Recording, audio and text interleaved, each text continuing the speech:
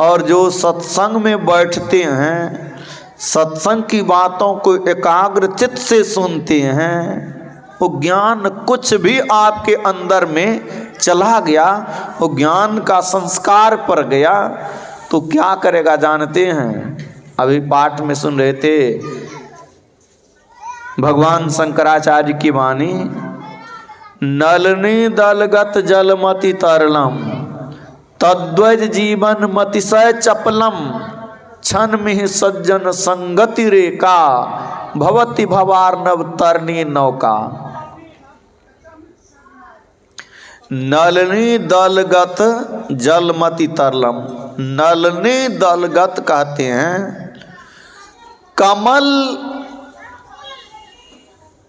कमल का जो पत्र है उसको नलनी दलगत कहते हैं।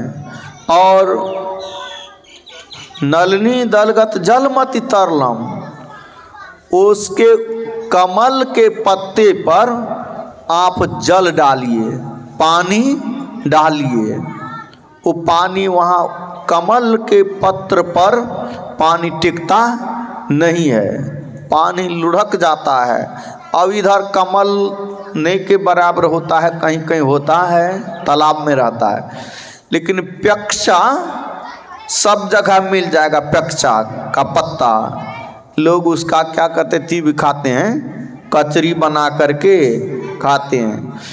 उस प्यक्षे के पत्ते पर पानी डालिए, पानी डालिए, पानी टिकता नहीं है, पानी लुढ़क करके गिर जाता है। जितनी देर पानी वो प्यक्षा के पत्ते पर या कमल के पत्र पर टिकता है, उसी तरह हमारा आपका जीवन भी क्षणभंगुर है। नलिनी दलगत जलमति तरलम तद्वय मतिशय जीवन चपलम, उसी तरह हमारा आपका जीवन चपल, चपल मतलब होता है चंचल, क्षणभंगुर, वो टिकने वाला नहीं, चपलम। लेकिन संसार में बहुत तरह के काम करते हैं जीवन भर, जीवन में, लेकिन जितनी देर आप सत्संग में बैठते हैं, कुछ क्षण भी सत्संग में बैठते हैं, सत्संग की बातों को सुनते हैं, महापुरुषों का उपदेश, ज्ञान की बातें, इससे क्या होता है?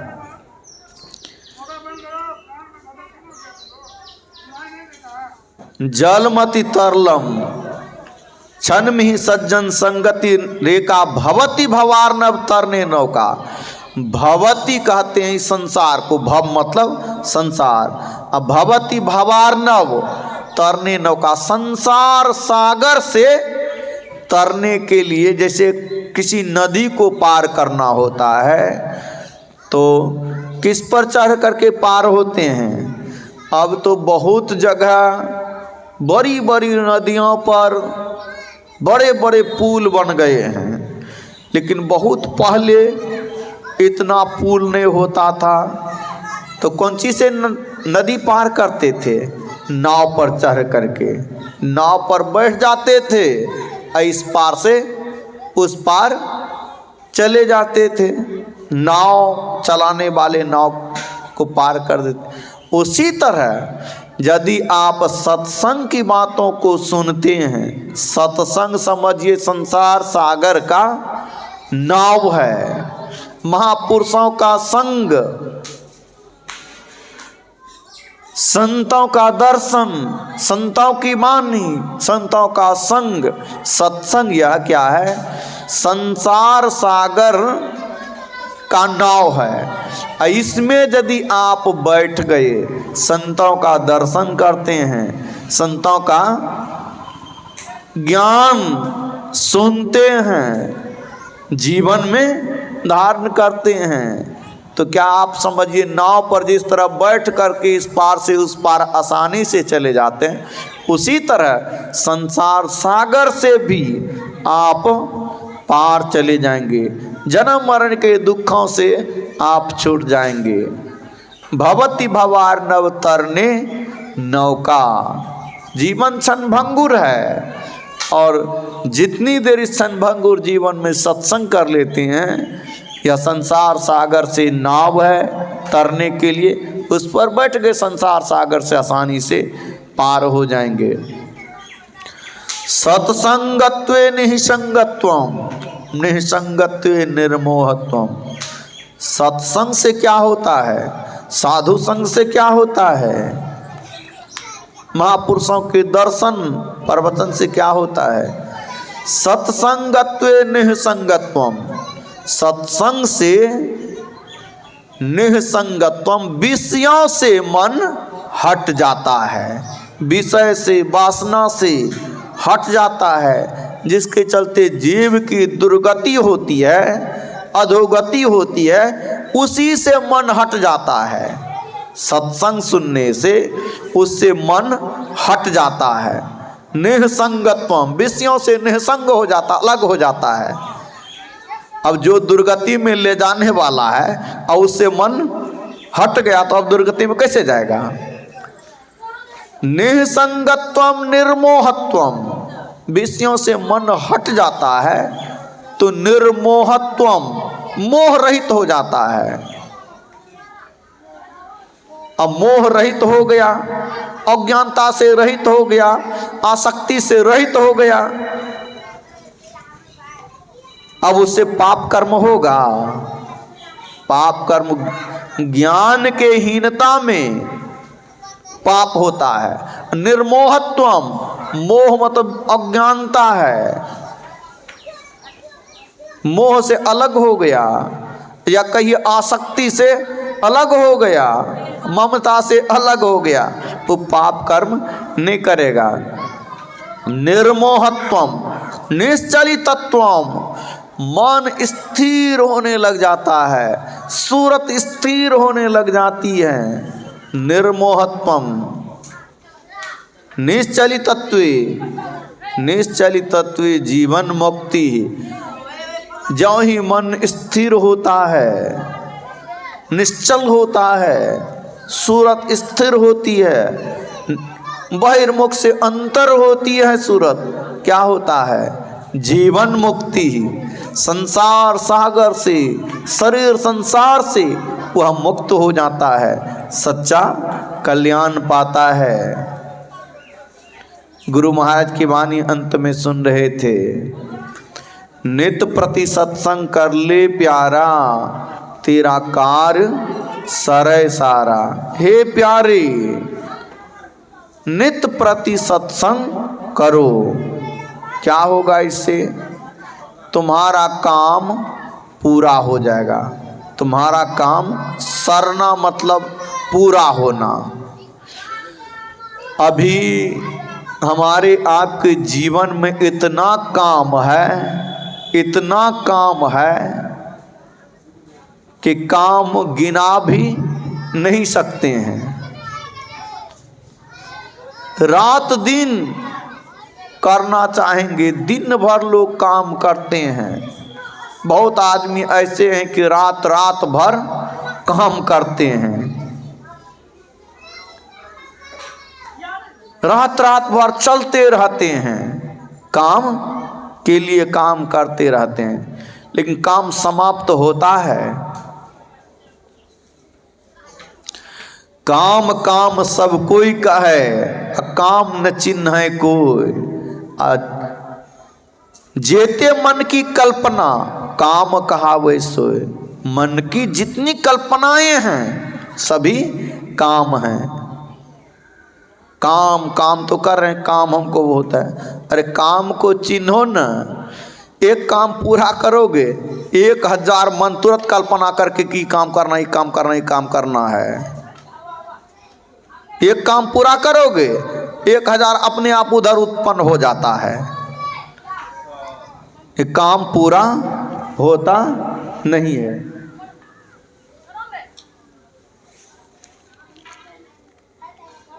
गुरु महाराज कहते हैं, काम करते हो, कर रहे हो। दादाजी काम करते करते चले गए, पिताजी भी काम करते करते चले गए, अब हमारी बारी आई है, हम भी काम कर रहे हैं, फिर मेरे पीछे जो आएंगे वो भी। काम कभी समाप्त होने वाला नहीं है। काम समाप्त कब होगा? नित्य प्रति सत्संग कर ले प्यारा है। प्यारे तुम सत्संग करो, तुम्हारा काम पूरा हो जाएगा, काम कोई बाकी नहीं रहेगा। नित्य प्रति सत्संग कर ले प्यारा, तेरा कार सरे सारा। तुम्हारे सारे काम सर जाएंगे, पूरे हो जाएंगे। तेरा कार्य सरे सारा, सारे कार्य को निर्णय करके धर चेतन धारा। सभी कामों में महत्वपूर्ण काम क्या है? महत्वपूर्ण काम सारे कार्य को, महत्वपूर्ण काम को, उस काम के बिना कल्याण नहीं है। सारे कार्य को निर्णय करके धर चेतन धारा। इंद्रिय के घाटों में चैतन्य की धार बिखरी हुई है। इसी चैतन्य की धारों को समेटना, ये चैतन्य की धार इंद्रियों के घाटों में बिखरी है। मन के माध्यम से मन बिखरा हुआ है। अब मन के साथ चैतन्य की धार बिखरी हुई है। इसी के चलते काम पूरा होता नहीं है। अब काम यहाँ काम करते करते फिर नरक में भी जाना पड़ेगा, फिर 84 में भी जाना पड़ेगा, स्वर्ग में भी जाना पड़ेगा। कभी काम पूरा होने को नहीं है। गुरु महाराज कहते हैं सभी कामों का निर्णय कर लो कि कौन काम महत्वपूर्ण है, अपना है। संसार में जो कुछ भी काम करते हैं ना, वो आपका अपना काम नहीं है। आपका अपना काम रहता तो मरने के बाद वो कमाई साथ जाती, लेकिन मरने के बाद वो कमाई साथ जाती नहीं है। धनानि भूमोपस्वस गोष्ठे नारी गृह द्वारे सखा श्मशाने देहस्थितायां परलोक मार्गेन धर्मान गो गच्छति जीविका। धनानि भूमो, धन जमीन में गरा रह जाता है। नारी पत्नी घर से दरवाजे तक आएगी। सखा श्मशाने, मित्र लोग, भाई लोग शमशान तक जाएंगे। देह तब तक रहेगा, देह तब तक है जब तक चिता में जल नहीं गया है। देह चितायां परलोक मार्गेन, उस परलोक के मार्ग में कौन जाएगा साथ में? धर्मान गो गच्छति जीविका, धर्म साथ जाता है। धर्म यहाँ पर कहना था हमको, जिसको प्राप्त करने से कल्याण होता है उसको हम धर्म कहेंगे। तो इंद्रिय के घाटों में चैतन्य की धार बिखरी हुई है, इसी के चलते काम पूरा नहीं होता है। तो सबसे महत्वपूर्ण काम यह कि इंद्रिय के घाटों से समेट के चैतन्य की धारों को पकड़ो। धर चेतन धारा, कहाँ पकड़ो? पिंड के पारा। पिंड कहाँ पर है? पिंड अब्रह्मांड, पिंड ब्रह्मांड के, पिंड के ऊपर अब ब्रह्मांड के नीचे के पिंड ब्रह्मांड के मिलन स्थान को सुषमना कहते। धर चेतन धारा पिंड के पारा, दसम द्वारे का, वह 10वां द्वार में अपनी सूरत को समेटो, अपने मन को समेटो, अपने के दृष्टि को समेटो। दसम द्वारे का ज्योति जग जावे। परिणाम क्या होगा? सूरत सिमटेगी, दृष्टि सिमटेगी, मन सिमटेगा। क्या होगा? ज्योति जग जावे। अभी आंख बंद करने पर अंधकार दिखाई पड़ता है। अंधकार सूरत की धारें, कहिए दृष्टि की धारें जुटेगी, अंधकार फट जाएगा। ज्योति जगेगी, अंधकार फटेगा, प्रकाश होगा। ज्योति जग जावे, अति सुख पावे। सुख के लिए दौड़ते हैं संसार में, इसको प्राप्त कर लेंगे तब हम सुखी हो जाएंगे, इसको प्राप्त कर लेंगे तब हम सुखी हो जाएंगे। अरे शरीर के सुख से, इंद्रिय के सुख से या मन के सुख से कोई पूर्ण रूपेण सुखी नहीं होता है। दौड़ते रहता, एक मिला उसको प्राप्त करने के बाद लगता है कि दूसरा चीज मिलेगा तब हम सुखी होंगे। पहले युवा लोगों को लगता है कि हमको पत्नी नहीं है इसीलिए हम दुखी हैं, किसी किसी को पत्नी भी है युवा में ही, उससे मिलो, उसको भी लगता है पत्नी तो है, अब बेटा नहीं है तो इसलिए हमको दुख है, बेटा भी हो गया, अब बेटा तो है वो घर पक्का का नहीं है इसलिए हमको दुख है। इसी तरह बढ़ते जाइए पक्का का घर बन गया। पक्का के घर में भी बहुत तरह के सामान लगते हैं, पलंग है, फ्रिज है, वॉशिंग मशीन है, ई नहीं है तो उसको भी लगा लिए। 4 चक्का गाड़ी नहीं है, अब लीजिए बढ़ते जाएगा, बढ़ते 4 चक्का गाड़ी भी हो गया तो उससे भी बड़ी गाड़ियां होती हैं। एरोप्लेन के भी यात्रा करते हैं, हवाई जहाज से यात्रा करते हैं। अरे वो हवाई जहाज से यात्रा करने वाले को जाकर के पूछो वो कितना सुखी है, एक आध बार है पैसा तो करके देख लो कितना सुख मिलता है। वह सुख नहीं मिलता है जो सुख मन चाहता है, भीतर में जिस सुख की चाहना है वह सुख स्थिर सुख चाहिए और संतुष्टिदायक सुख चाहिए।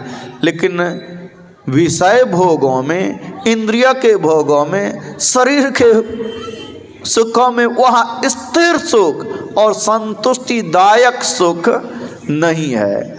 गुरु महाराज कहते हैं ज्योति जगी जावे, ज्यों ज्योति जगेगी प्रकाश होगा अंदर में तो होगा क्या, अति सुख अति विशेषण है। जो इंद्रिय के भोगों में जो सुख मिलता है उससे विशेष सुख जो अभी तक नहीं मिला है। ज्योति जग जावे अति सुख पावे, विशेष सुख मिलेगा अति सुख पावे।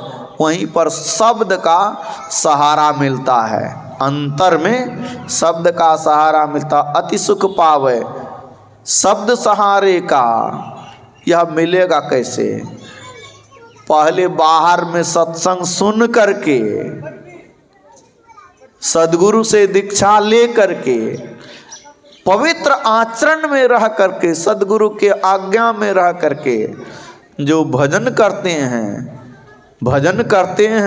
अभी पाठ में हुआ था, हे मनुष्यों जगत पर सब करता ईश्वर का तत्व ज्ञान प्राप्त करने के लिए पहले बुद्धि योग करो, अर्थात सत्संग करो। मनस तत्वाय सविताधियम, मनस तत्व कहते हैं मानस जप को और मानस ध्यान को।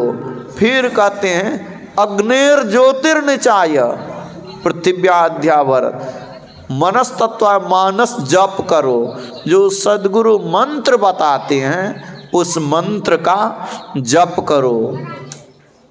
मंत्र का जप करते करते मन में, मंत्र में जब मन स्थिर हो जाए तो फिर उस मंत्र संबंधी या कई नाम संबंधी रूप का ध्यान करो। मंत्र का जप इस तरह करते हैं कि जैसे किसी को बुलाना होता है। अब वो आदमी घर के अंदर में है, आप बाहर हैं, दिखाई पड़ता है? नहीं दिखाई पड़ता है। आपको पता है कि वो आदमी घर में है, अब दरवाजे पर हैं, बाहर में हैं, उसका नाम लेकर के पुकारते हैं। एक बार पुकारे, आवाज नहीं गई उसके पास, दूसरी बार पुकारे, तीसरी बार पुकारे, आपको पक्का पता है कि वो आदमी उसी घर में है। एक बार में, 2 बार में, 3 बार में नहीं आवाज गई, तब तक पुकारते रहते हैं जब तक वहां से आवाज नहीं आ जाती है, हाँ आ रहे हैं। फिर आ जाते हैं, सामने क्या होता है, आ जाते। उसी तरह मंत्र का जप उसी तरह करना चाहिए कि हमारे इष्ट देव, हमारे आराध्य देव इसी अंधकार में है और उस अंधकार के सामने बस दाएं नहीं बाएं नहीं ऊपर नहीं नीचे, ठीक सामने रह करके उस अंधकार में रह करके पुकार करना चाहिए। मंत्र का जप इस तरह, मानस जप इस तरह करना चाहिए। और जिसको पुकार करते हैं, पुकार करते करते वो सामने हो जाएंगे, जिसका नाम पुकार रहे हैं वह सामने हो जाएंगे। उसको देखना मन से, यह मानस ध्यान है, मानस जप मानस ध्यान। अब अग्नेर ज्योतिर, अग्नि की ज्योतियों का योग करना, दृष्टि योग करना, दोनों दृष्टिधारों को अब मंत्र का जप नहीं करना है, इष्ट रूप का ध्यान नहीं करना है।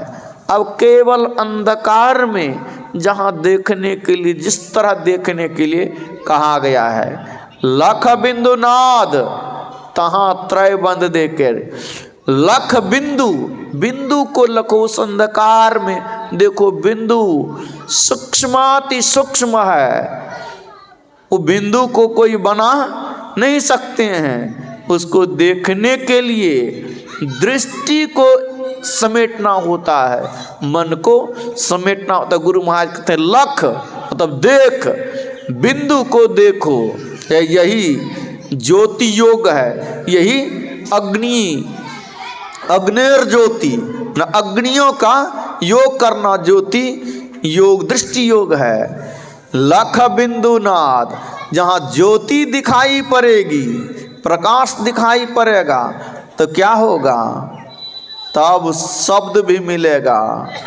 ज्योति जग जावे अति सुख पावे, शब्द सहारे का, शब्द का सहारा मिलता है। लख बिंदु नाद, उसको नाद को, बिंदु को देखो, परखो और नाद को सुनो। कैसे सुनो, बिंदु देखने के लिए मोह और आँख बंद करना होता है।